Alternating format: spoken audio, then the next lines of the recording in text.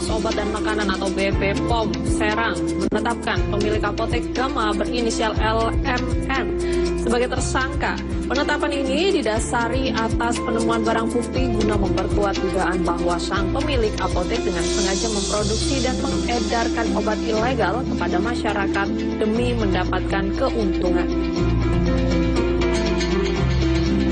Setelah melalui serangkaian penyelidikan, akhirnya penyidik Pegawai Negeri Sipil BP POM Serang menetapkan pemilik sarana apotek Gama berinisial LMN menjadi tersangka atas kasus dugaan produksi dan mengedarkan obat ilegal.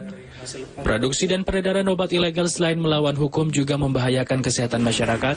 Hal itu karena obat dijual bebas pada masyarakat tanpa dosis yang jelas. Tindakan ini dinilai dapat berdampak buruk pada fungsi ginjal dan hati manusia. Kepala Balai Besar POM Serang Mozaza Sirait mengungkapkan sebelumnya petugas BP POM telah melakukan pengawasan rutin di apotek Gama Kota Cilegon. Dari hasil pengawasan itu petugas menemukan ratusan obat ilegal, kemudian petugas juga memeriksa sejumlah saksi guna mengungkap kasus produksi dan pengedaran obat ilegal ini. Akhirnya setelah mendapatkan 2 alat bukti yang cukup, BP POM Serang menetapkan pemilik apotek Gama ditetapkan sebagai tersangka.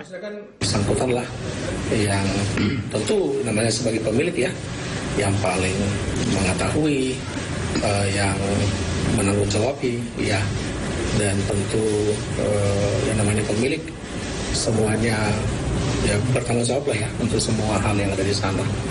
Begitu itu perannya sebagai pemilik sarana apotek. Atas perbuatannya tersangka dijerat pasal 435 Junto 155 KUHP Undang-Undang Nomor 17 Tahun 2023 tentang kesehatan dengan ancaman hukuman 12 tahun penjara.